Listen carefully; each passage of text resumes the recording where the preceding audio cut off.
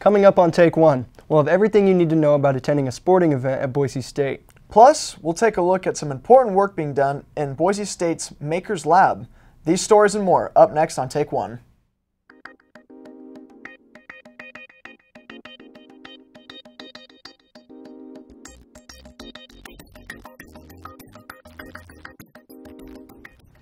Welcome to Take 1. Thanks for joining us. I'm Eric Ryan. And I'm Ryan Seekert. As Boise continues to grow, businesses are experiencing fierce competition. Fork, one of Boise's more popular restaurants, is expected to see a sharp decrease in customers with the opening of Spoon, another utensil-inspired eating restaurant. Piehole was also in danger of losing customers due to the openings of Oral Cavity, but those fears vanished upon learning that Oral Cavity was not a pizza place, but rather a clothing store that only sells socks. Those of us who love stuffing our faces are very pleased to hear that we now have a second place to visit to fulfill that need. One establishment that prides itself in fulfilling needs is Jack's Urban Meeting Place, better known as Jump. If you ever feel the need to climb giant stairs, look at giant tractors, or just contemplate the giant misuse of prime downtown real estate, Jump has you covered. But now, Boise is looking to outdo itself with the construction of an even larger, more ambiguous building that they will call Skip, or Sal's Kinetic Intermingling Place. Skip has an interactive exhibit dedicated entirely to multi-level drip irrigation systems, which are designed to give you the full Idaho farming experience. So, whether you're looking for a unique place to eat, or just a unique place to kill some time with your friends, Boise is the place for you. Boise State has a wide variety of sports teams on campus. Students can enjoy everything from football and basketball to swimming and gymnastics. Melissa Mione has more on Bronco sporting events. When you imagine Bronco sports, you probably picture a blue football field. While football is one of Boise State's most popular sports, its games are just one of many high-level sporting events that the school has to offer. I'm Melissa Mione, and here's what to know about attending Bronco sporting events. From Olympic gymnasts to conference champions from the women's basketball team, Bronco Sports has something to offer for everybody, and events are fun and easy to attend. If you've got your student ID, you can get into home field events for free. Some sports, such as men's basketball or football, require you to reserve a ticket before the event. But many other sports, such as soccer and softball, only ask for your student ID for free admission. No reservation required.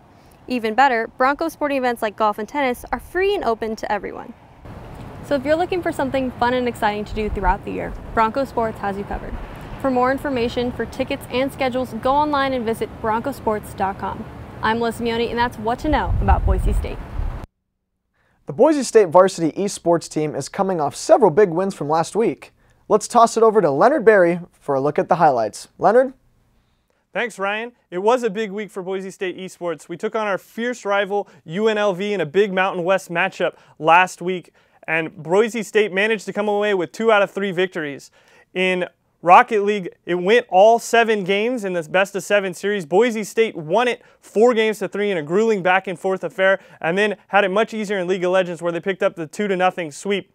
Then in Overwatch, the Rebels finally got the best of the Broncos, winning 3 maps to 1. This weekend, we'll yet again have a huge Mountain West matchup. This time, it'll be against the Rainbow Warriors of Hawaii, who will come in to 301 South Capitol Boulevard to take on the Boise State esports team. That match will be on Friday, October 11th against Hawaii. You can find it on Twitch or downtown. That's all that's going on in esports. We'll send it back to you two. Multicultural Student Services, Boise State's own hidden gem of culture, is located in the Student Diversity and Inclusion Center, also known as the SDIC. SDIC is a place where students of color can feel a sense of community as they work to put together events around campus in celebration of culture. SDIC is open to all students as a resource for those in need, as well as a starting point for those looking for a more well-informed approach to the socio-political issues facing us today. MSS is responsible for putting on a variety of events. This includes the Tunnel of Oppression, an annual 2-day live-action theater performance modeled after the Museum of Tolerance. The Tunnel of Oppression is looking for participants in all areas, including set design, acting, writing, or guiding participants through the experience. The event centers around the notion that nobody is free while others are oppressed.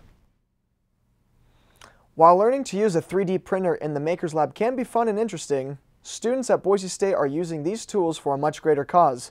Emery Moore has the details. Many of us take seemingly simple tasks like holding a cup or using a pen for granted. We forget that there are many people with disabilities who struggle with these tasks on a daily basis. In partnership with St. Luke's, Amy Vecchi-Owen's Make It VIP class is working to design and 3D print items with assistive technology for people with occupational needs. I'm Emery Moore, and here's what to know about Boise State. Some of these devices that our students are making make everything better. Not just for themselves, and not just for the people they're designing for, but anyone can use them and it improves people's lives. So right now, this is our first project that we've been working on for St. Luke's, or with St. Luke's. So this will clamp onto the edge of a table or something like that to hold a pair of nail clippers that'll be clipped in here. And that'll help people with poor motor skills. We use a design thinking framework, and so what that means is we'll take something like this, test it, get feedback, and then do a constant iterative product so that we're always working on making it better. For me personally, my father is a quadriplegic. He broke his neck in a diving accident before I was born. And I've seen a lot of assistive technologies similar to this in my household that's, I guess, allowed him to live a relatively normal life, a fulfilling life, even with his disability. And so coming from a home like that, I'd like to do my part to help others with disabilities. And I think that's the beauty of working at the Maker Lab and working on projects like this. So I'm very excited. For more information, search Makers Lab at boisestate.edu. I'm Emery Moore, and that's what to know about Boise State. It's just truly a heartwarming story when these 3D printers can help people with disabilities on a daily basis, don't you think, Eric? Yeah, I think it's great that something that is so community-driven and beneficial is coming out of the Maker Lab here at Boise State. It's a beautiful thing. It is. Well, that's all the time we have today. Thanks for joining us. I'm Eric Ryan. And I'm Ryan Seekert. Thanks for watching, and we'll see you next time.